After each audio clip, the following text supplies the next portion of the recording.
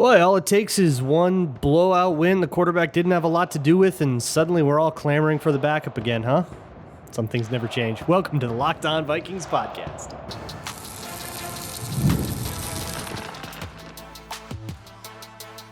You are Locked On Vikings, your daily Minnesota Vikings podcast, part of the Locked On Podcast Network, your team every day. What's going on, everybody? Welcome to the Locked On Vikings podcast, where we're always trying to learn something new. It's part of the Locked On Podcast Network, your team every day. And thank you so much for making Locked On Vikings your first listen of the day every single day. I appreciate my hashtag everydayers so very much. Today on the show, it is Townhall Tuesday. That means I'm answering your questions as posed to me via the Google Doc, which is, of course, available in the show notes. So if you have a question or you just want to confess a hot take or give me a bold prediction for next week's game, you can do so all in the same Google Doc. You can find the link in the show notes, and I always put out a call on Blue Sky at the beginning of the week. The first question comes from Hypocrite KOC. We're off to a great start. It says, KOC refused to say he would bring back J.J. McCarthy this season, even when fully healthy. Do you think he has given up on J.J.? Okay, so I got a bajillion versions of this question. I've got a couple different angles on this question. We're going to talk about this a lot today, and that's kind of all that I want to talk about it, because this game against Cincinnati was so cool. There were so many things that the Vikings did an awesome job of that deserve attention, not the latest media pot-stirring controversy that, to be honest, doesn't hold a lot of water. But there are two different angles we can come at it with, right? It's what the Vikings are going to do and trying to actually read into coach quotes and reports and all that stuff. And then there's what we think should happen or how this should work. And those are two very separate questions. Hypocrite KOC is asking about the first one. Do you think that the Vikings have given up on J.J. McCarthy? Short answer, no, absolutely not. Long answer, I think that you have misunderstood the quote. And so I'm going to ask for everybody who has this question about whether or not KOC still believes in J.J. McCarthy. Did you hear the quote or did you see a tweet? Be honest. Be honest. Did you hear the quote or did you see a tweet? Because if you see Kevin O'Connell answer the question, he was asked, hey, will you continue to commit to J.J. McCarthy when he's healthy? O'Connell's answer was more about the plan of when to return him to action rather than the question of if he would do that at all. Let me play you the quote just in its entirety so that you have heard it and you didn't just see a tweet or somebody else's interpretation of the quote. Listen to it for yourself. When JJ is healthy, are you 100% committed that he's going to be back on the field? Yeah, I think, the first and foremost, he's got to get healthy. And then throughout that process, it's not just, I don't think it's one of those things where it's, hey, the day he's healthy and if he's healthy the night before a game, we're going to just throw him out there and say, hey, go figure it out type of thing. I think we saw, as phenomenal as he was getting prepared for the Atlanta game, he did miss practice that week. And when you're in the phasing of building up the 10,000 reps and 10,000 hours of what it takes to play the position at a very high level, which we know J.J. McCarthy is going to do, you can't cut corners on that. And that also doesn't require an answer on that question today. I think our goal was to win a football game yesterday. We're in the day after of that. We've had our players in. We're preparing for another, top-tier opponent, and I think we've got to have another really good week of preparation, and then you add on the layers to travel and making sure our players have the utmost confidence in how we're handling the trip and building it, progressively throughout the week till we get another opportunity, which we're really excited about. So to me, that's actually a pretty good point, and it sounds like a good plan. If J.J. McCarthy is medically cleared on a Saturday but didn't practice that whole week, they're not going to put him in. Okay, that kind of makes sense, even though it's maybe not a standard that you would hold. Jalen Hurts, if he played on a Saturday, he would go in, but he's way more familiar with the offense. He's way more familiar with just operating a huddle at the highest level. Kevin O'Connell talks about the 10,000 hours, right? That would make a lot more sense for a veteran quarterback who could just kind of step back in and pick things up where he left off. With McCarthy, I mean, he brings up the Atlanta game and missing one practice and kind of blames maybe too much of the game on that. But still, it's a pretty good point that like you probably don't want to just shove him out there without having practiced all week. And then the implication is that he would go in the next week. If you listen to that quote and you hear we're giving up on him, Carson Wentz is going to start the rest of the season, and we don't know what we're going to do at quarterback for 2026. Like if that's where your brain is, I think you maybe should log off social media. You've been too Dov Kleiman. Slapping my forehead constantly, again, hot start, has a big, long question with a bunch of parts to it, but I'm going to focus on the last question, which is, do you think the Vikings should keep starting Wentz if he's outperforming the rookie or the second-year player, I guess, even though we should probably expect him to do so as a vet, and we know more bench warming won't help McCarthy's progress? This is, I think, the much more interesting question is, and as crazy as it is, and it doesn't feel good, we probably should address this question, right? We probably should give it the time of day. Here's where I'm at. Carson Wentz needs to do more. He needs to show a little bit more than he did in this game. He played fine in this game. Vikings put up 48 points, but Carson Wentz wasn't really the driver of a lot of that. There was one touchdown drive in the second half that I think I'm going to really give him, and the rest of it was like a lot of run game or just straight up defensive touchdowns or short field based on the defense, right? Like, I feel like the amount of credit that Carson Wentz is getting for this game, we need to be really, really careful with it. Nobody's watching this game walking away saying anything better than, well, he didn't screw it up. There's a bunch of different facets to this that are probably worth discussing, and we'll get to them kind of piecemeal throughout the show. But that last part is the one that kind of sticks with me from slapping my forehead constantly. More bench warming won't help McCarthy's progress. I don't know if we necessarily know that, although it would be a pretty good educated guess to say, well, he sat on the bench for a year. 3 more weeks of it, is that really going to make a difference? But with 2 weeks of, okay, now we know exactly what happened when he got in a game and how it messed up. Now we know what we can specifically have him work on in the background while Carson Wentz is like focusing on the game plan for the Steelers. JJ McCarthy is doing this, right? At least once he's healthy. That would be the argument, right? That, okay, give him time in the background to like figure out how to run a huddle. If that's what he needs, that's what he needs. That would be fine, I guess. Where I sort of balk is at the idea that Carson Wentz playing at, let's be honest, a backup level is better than anything JJ McCarthy will be able to put forth this year and will give them a better chance of like winning the playoffs and making the Super Bowl. Like, if you are looking at what happened in that week 3 game and you're like, that's a quarterback that's going to take us to the Super Bowl, I think you've potentially become a bit of the prisoner of the moment. So no, I don't think that they are. I don't think the Vikings are going to do this. It sounds very much like the plan is when he is healthy enough to get a week of practice, JJ McCarthy will play. And Kevin O'Connell didn't seem, everybody's saying like that he was like non-committal. And I guess the other facet of slapping my forehead constantly's question, which is like, what's with the media divide between like what is reported and like what you hear? Like what you hear from that is wild. To see every headline being like, Kevin O'Connell was non-committal. Is there a quarterback controversy in Minnesota? Everybody panic. Like, it's wild to me to hear basically an injury rehab plan and then go, whoa, is there a quarterback controversy? But I think that's just sort of the world that we live in, where it's just about whoever can make the flamiest soundbite. We live in a bite-sized information economy. And therefore, there can never be any detail, context, or nuance, which is why I'm glad I do a half-hour podcast. Next question comes from the 14-yard line that tackled Danny Dimes. A conversation I'm beginning to grow tired with some of my friends and family is the one surrounding the QB position. Some of my friends and family tend to argue, look, JJ McCarthy did poorly, Carson Wentz did well, and they back their claims up with tangible evidence like box scores or game results to support the claim that Wentz looked better than McCarthy. These arguments lack nuance, and most people aren't film junkies or hashtag everydayers. Thank you, 14-yard line. However, from a quick glance, they're technically true and difficult to dispute. So what is the best evidence-based argument in favor of McCarthy?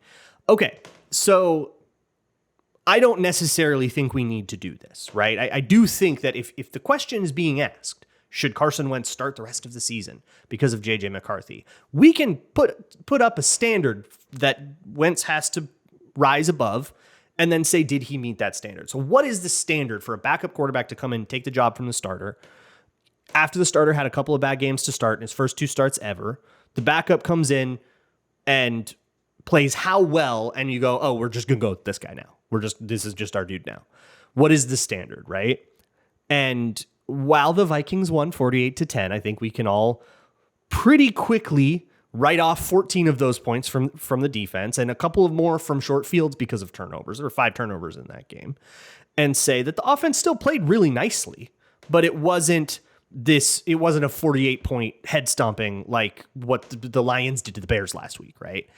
And then we can start to ask, okay, what is that standard, right? And you're all going to have different answers to that, and I'm not going to spend a bunch of time getting into that right now, but what I will say is, while I don't think the question itself is ridiculous to ask, we should discuss it, and we will. We will continue to discuss it here, plus some of the other questions that I have coming on here on Townhall Tuesday and your hot takes. We got a lot to do. But what I won't give a lot of credence to is like misreading a quote to try to make it into the, oh my God, this thing is happening, they've given up, blah, blah, blah. That's not what's happened at all. People are asking an interesting question, and we can spend a little bit of podcast time talking about it. We'll do that next on the Locked On Vikings podcast. Today's episode of Locked On Vikings is brought to you by 5 Hour Energy. Caffeine just got a flavor upgrade. 5 Hour Energy shots deliver tasty caffeine in 17 bold flavors. Each 2-ounce shot packs the caffeine of a premium 12-ounce cup of coffee, plus B vitamins and nutrients with 0 sugar and 0 crashes. Super portable, fit it right in your pocket, in your purse, whatever you're doing. Big taste, tiny shot. You can take it anywhere on the go and get that boost when you need it. Look, that like mid-afternoon lull can really hit us when we can least afford it. We got a big meeting coming up, or you have a long drive, and you can't afford to be crashing right now. That 5 Hour Energy can get you through exactly that point you need to in the day. And because it's such a tiny little shot, you can take it anywhere really quickly. Snap of your fingers, you got the energy that you need. Enough with boring, flavorless caffeine. It's time to give your caffeine a flavor upgrade with 5 Hour Energy shots. Get the favorites you love, or be bold and try something new in-store and online at www.5hourenergy.com or Amazon today. Moving along here with the Locked On Vikings podcast. I don't want to spend the whole show on this J.J. McCarthy, Carson Wentz thing, but I have posed some questions and I want to try to answer them. So Mad at Arif says, Arif says J.J. McCarthy has not been competent, and we have no evidence that he will be competent upon return. Is this true or false? If he is wrong, can you tell him so on the next squad show? So Matt at Arif, I don't know if you watched this Monday's morning's Vikings squad show, but we had exactly this debate. And it was a great argument. It went on for like 20 minutes. Go listen to it. But essentially the points that Arif was making were like the 14-yard line that tackles Danny Dimes and all of the family members that he's talking to. Like everybody says, right? Like statistically, you cannot make an argument that J.J. McCarthy was better than Carson Wentz, and you can't really make any argument that like there's any statistical signal that projects like an ascension. But that's a really dangerous thing to do. And here's how I will reframe this. We are not looking at 3 games and choosing the quarterback based on that. We have a lot more information than that. We have a whole Carson Wentz career that also counts. We have a whole story of J.J. McCarthy, the evaluation they have on him in the building, what we've seen from him elsewhere, what we knew about him going into the league. We have a lot more information and context than that, right?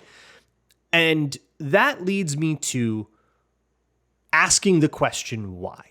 Why did Carson Wentz, who, let's not overrate that game. He did fine. He missed some throws. He held the ball and took some really dumb sacks. I haven't gotten all the way to the offensive tape yet. I'm actually going to get to that tomorrow on this show. So we'll put a pin in that on like what was his fault or not. I don't want to immediately just say you held the ball and that was your fault, but pin in that for now. But like he missed some throws. The offense sputtered for large portions of the game. He had a couple of nice methodical drives that were based on really basic concepts. It was fine. It was a backup quality game. And the argument that Arif was making was predicated on like, this is a win now roster and you have to prioritize what gives you the best chance to win. And Carson Wentz playing a backup quality gives you a better chance to win than whatever the heck J.J. McCarthy was doing in that Atlanta game. That's functionally the argument, right? And I think where he and I differ is my answer to why J.J. McCarthy struggled is one that I think I can expect to improve greatly over the season. And therefore, I think it's worth pursuing trying to get J.J. McCarthy to a level above a backup quarterback. Like, let's aim a little higher, how about? Because a backup quality quarterback, that ain't making the playoffs. That ain't winning now. And I think it would be, if the whole argument is about like, well, you know, we've got all these veterans and these guys that are, you know, maybe like Harrison Smith that are maybe in their last year with in the league or maybe with just the team. You know, you owe it to them to do your best. I'm sorry, but like rolling Carson Wentz out and saying this is going to be a playoff run is not respecting the legacy of those veterans. Not unless he shows you, like Sam Darnold or Daniel Jones has this year, that he's a different guy, right? Unless like you got a Geno Smith with him. And he has to show you that he's a different player than he was before. That game didn't do it. That game was fine, but it wasn't good enough for me to dispense with my priors about Carson Wentz. And that's the biggest hurdle for me. If he did like a Sam Darnold thing and he put up 350 yards and 3 touchdowns and, you know, that just like torched him and it was awesome, I'd be like, okay, maybe we got to think about this. This dude might be good. But we all agree. We all watched that game, right? Carson Wentz was a trailer, not a truck in that one. That was propelled by the defense and the run game and all this other stuff that was going well. Carson Wentz just didn't screw it up. Good for you, but we can maybe aim a little harder and aim a little higher and try to get J.J. McCarthy to solve the problems that were causing the struggles in the Chicago and Atlanta games. That leads me to the next question, Jack, who asks, do you think the faster offense we saw Sunday will continue to be called moving forward? So this is my answer to the why. Why did this happen with Carson Wentz? And my answer to the why in Atlanta was that the huddles took way too long. And I mean, the Mannings called this out in the first game in Monday Night Football. It kept happening in the Atlanta game. They were up against the play clock constantly. And against Cincinnati, they broke those huddles a lot faster. An interesting point. So I just started the offensive watch. And the first like 3 plays of the offense, they actually have included in the all 22 that you can see on like NFL Pro, the entire huddle process. So you can see them get in and out of the huddle quickly. And that's got to be on purpose, right? Like, that's got to be something that the Vikings wanted internally to show McCarthy. Like, here's what it needs to look like. Here's the timing you need to have. You haven't been having that yet, right? So to me, that tells me that there is an effort to improve that and hopefully get the huddle better. The play calls are also looked like they're a little shorter, and that helped. And the offense was a little simpler, which helps in the short term. But over the course of the season, it's going to get harder and harder to get away with as there's more and more tape out on you. So we'll see. There's 2 more games of Carson Wentz, probably, maybe less, maybe more, depending on how the injury rehab goes. But I'm going to guess that it's the Europe trip, and then we come back and have the bye, and then McCarthy's back for the Eagles game. But so in those games, my answer to this with Carson Wentz, if you really want my answer, should they put him in? We got to see more. We got to see Carson Wentz really take over the offense in a game and propel the Vikings to victory instead of just riding coattails to victory.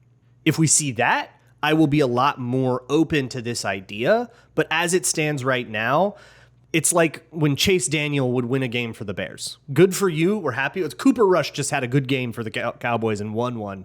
You're not pulling Dak Prescott over it. Okay, I've got a bunch more questions, and I'm going to rapid fire them so that I can make sure that I have some time for your hot takes. You didn't have a ton of hot takes, so we actually do have time for these questions. So all that'll be next on the Locked On Vikings podcast.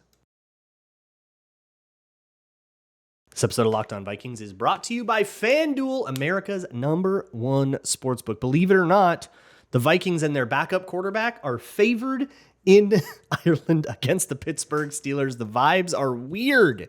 Vikings favored by 2.5 points. If you think that that's not enough, if you think that that's way too much and that Carson Wentz should never be favored against the Steelers defense, you can go find it at FanDuel. Put a little money where your mouth is. Right now, new customers can bet just $5, and if your bet wins, you get $300 in bonus bets to use across the app. My favorite way to utilize FanDuel is just as a way to get a little bit of excitement in a game I otherwise don't care about. Like Jets, Dolphins, Thursday Night Football. I don't care, but I will if I'm going to put a little bit of money on like a Garrett Wilson receiving prop or something like that. Maybe Tua Tagovailoa interceptions.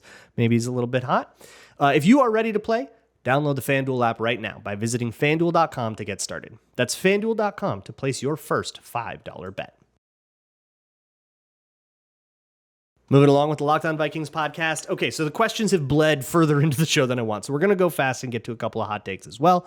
But the next one comes from Tim Peets, who asks, how specifically has Dallas Turner shown improvement? Or was Sunday simply the result of the atrocity the Bengals call an NFL offensive line? So Dallas Turner, interesting day for him. I did a whole video about it on patreon.com/LukeBraunNFL, and I'm going to talk about it a lot more tomorrow. But the broad strokes are the Vikings did a really good job of dictating the matchups, which is pretty bad for the offense. The offense wants to dictate matchups, but the Bengals walked into that game giving Dallas Turner a tight end all day long. Tight ends, running backs, even once a wide receiver, and they got punished for it a lot. I think they walked in seeing a lot of tape from Dallas Turner last year and thought, oh yeah, we saw Kyle Pitts blow this guy out last year. We can put our tight end on him, and it just didn't work. That is the evidence of improvement, and I think how he got better is he's just physically looks a lot stronger. He's just moving guys a lot better than he used to move guys. He's just hitting with a lot more power. He's just able to generate more force on people. And then the leverage stuff that he's always been good at suddenly becomes a really potent weapon when you have enough strength to really unlock it.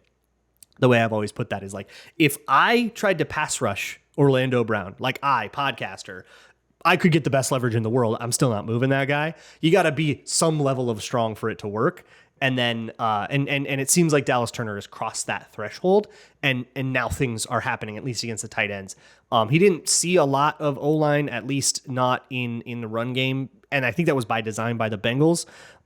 So, grain of salt with it, but hey, we don't make any apologies, right? He beat the guy in front of him, and he made a bunch of plays happen and ruined a bunch of offensive plays. The best offense is a good defense. Asks, what an absolute god-tier performance from Isaiah Rodgers in the first half. I know he'll likely be the headline, but were there any unsung heroes on the defense that you think deserve credit for their work? The whole defensive line, I've talked about it a little bit, but I'll take a minute to just give flowers to specifically Jalen Redmond and Levi Drake Rodriguez. Those two guys were unblockable. Jalen Redmond right now is putting up like the pass rush win rate analytics stuff, like toe to toe with Jeffrey Simmons. He's having an unreal season. I don't like those stats, but I will say that in this case, I agree with them. Based on what I've just watched myself. And I think you probably do too. That dude has been unblockable all year long. They've done a great job of giving him, one-on-ones. I think Jalen Redmond is doing this year what they hoped they got out of Jerry Tillery last year, which makes that signing, I think they expected way too much out of that signing last year. So it's kind of funny in hindsight, but now they're getting that. And Levi Drake Rodriguez has clearly shown up. I think he's still just physically a little bit small to be that zero tech, just eat a double team and hold your ground kind of guy.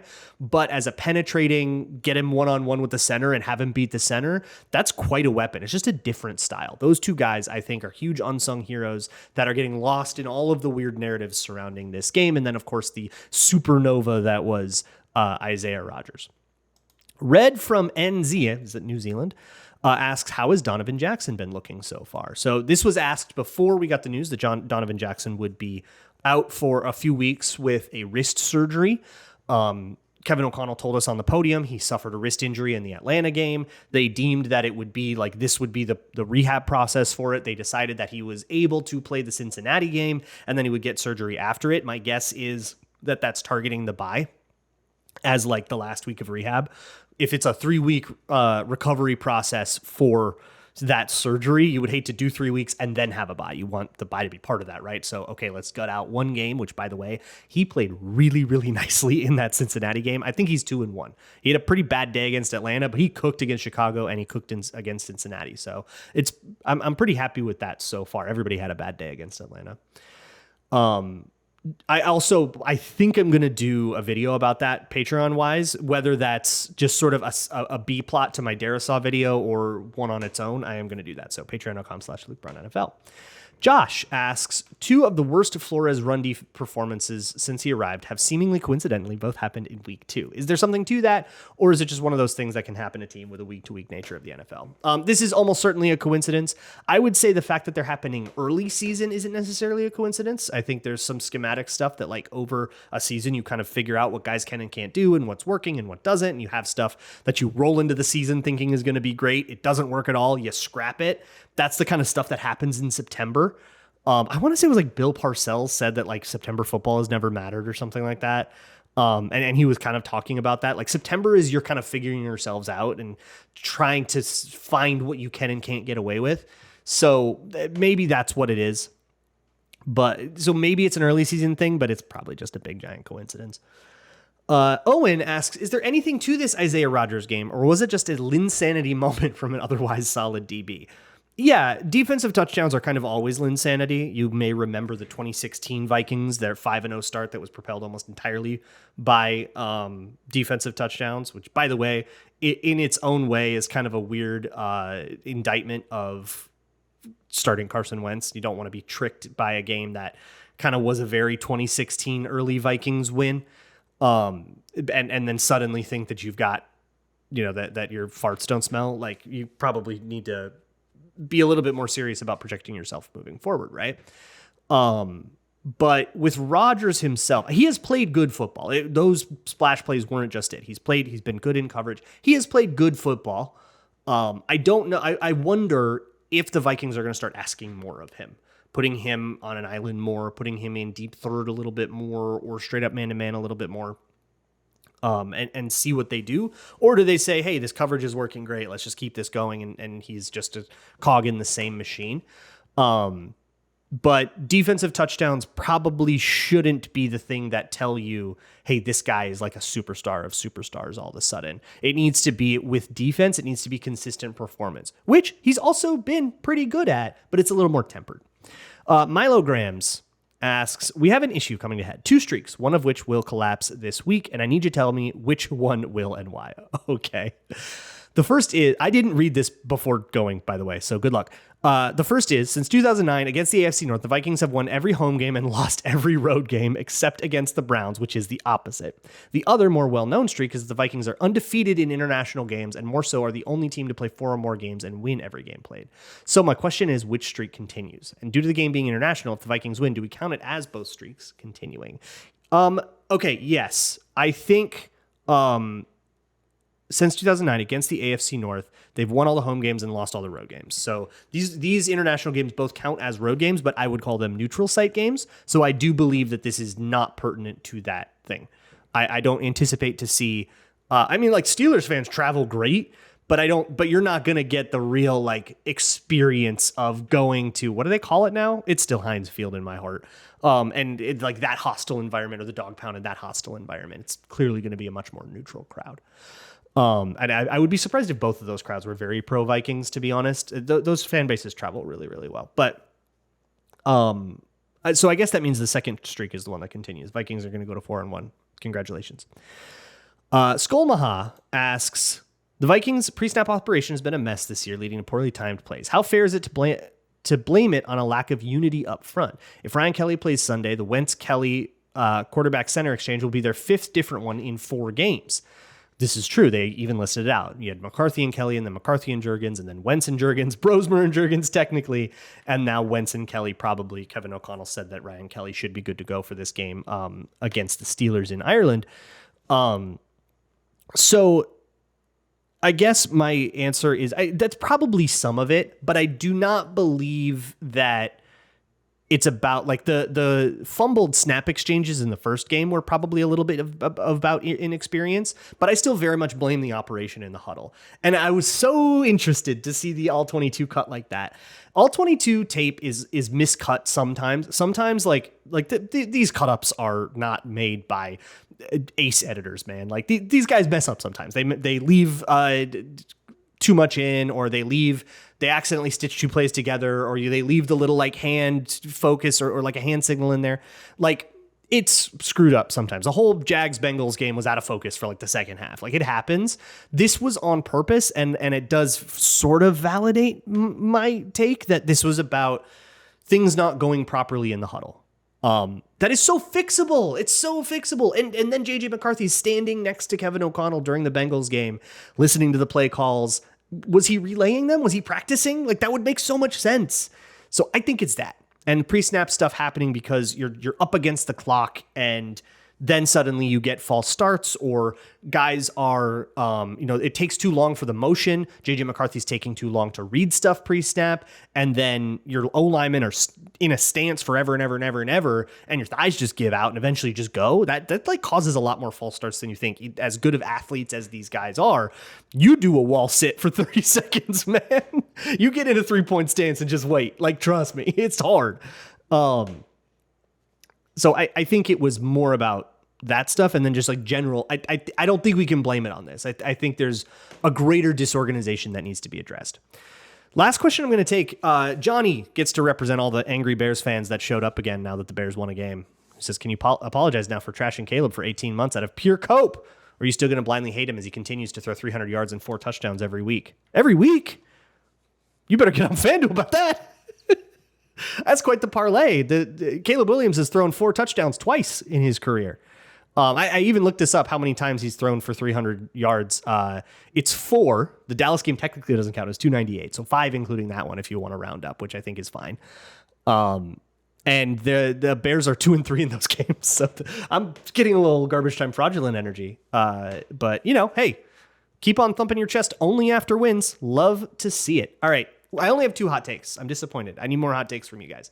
But the first one comes from Drunken Vike, who says Jalen Redmond and Levi Drake Rodriguez are better players in 2025 than Jonathan Allen and Javon Hargrave. I don't think I can go there. Hargrave was awesome in the first game, terrible in the second game. Maybe I can see an argument there, but Redmond and Levi Drake Rodriguez also took their lumps in that second game. That Atlanta game was bad for everybody. But Jonathan Allen played a vital role in this one. I don't think that Rodriguez or Redmond, I don't think either of them have the game they have without Jonathan Allen also being a part of that, eating the double, holding his spot, and doing a lot of dirty work. I think Jonathan Allen did an incredibly unsung job in this one, did a great job of it, and isn't going to be on the stat sheet like a ton, but very much deserves a lot of the credit for a lot of the other production. Run defense is a team thing, everybody had to do their job and everybody did. Last hot take, there's only 2, is gonna come from Bud Grant's worthless Chud son. You get on fire with, great work, everybody, with the question names. Who says Kevin O'Connell should give up play calling because his talents clearly lie more in player development, administration, and culture than they do in play calling. I firmly believe those skills are vital to the organization's future, but I think his inability to adapt the offense he wants to the players he has just isn't sustainable. To make this take hotter, I believe KOC would be humble enough to accept this and pass responsibility onto another coach who is not currently in the building. Okay, so you're thinking like bring in somebody. Brian Callahan gets fired. You bring from the Titans. You bring him in. You make him the play caller. I think it's kind of overrated who is the play caller on sideline. Like who's actually choosing them and like sequencing them is, I think, an overrated thing. Like that guy's in charge on game day, but like the actual construction of the plan, like so many games are won and lost on like Wednesday. When you or on Tuesday when you come up with the plan, or on Wednesday when you first implement it. Like winning and losing things happen on Tuesday and Wednesday. That's my own hot take. That's a different thing, but to your point, you should look closer at the play calls. So what Kevin O'Connell's doing, I think he's made some play calling mistakes, and I hope he can adapt. I will say the offense did adapt. Did it adapt because Carson Wentz has only been here for like 20 days and they did that? Or did it adapt because globally the thing wasn't working, they had to change it no matter who was quarterback? We can't know. You only can know in the room. But either way, that was a good decision and it worked really well. The offense did simplify a lot and got a lot quicker and worked a lot better. So whatever happened solved that problem. If that problem was, well, we got JJ McCarthy out there and we got a quarterback that knows how to run a huddle, that kind of raises a new problem. But if it was anything else, then okay, it's all done and good. But what I will say is Kevin O'Connell as a play sequencer is doing so much more cool stuff. And anytime I hear somebody say this, you're not noticing enough. Go try to notice more. Go look at more details. Go and try to notice more patterns. Go try to figure out more about what Kevin O'Connell's plays are doing and how they're playing off of each other, how they're sort of made to prey on tendencies and how they're attacking certain players. And you start to see some really, really cool targeted stuff. I think Kevin O'Connell's still a phenomenal play caller, even though I've had a lot of critiques about how he's structured the offense in the early parts of this season. It's a long year. I will see you all tomorrow for some film breakdown stuff. And as always,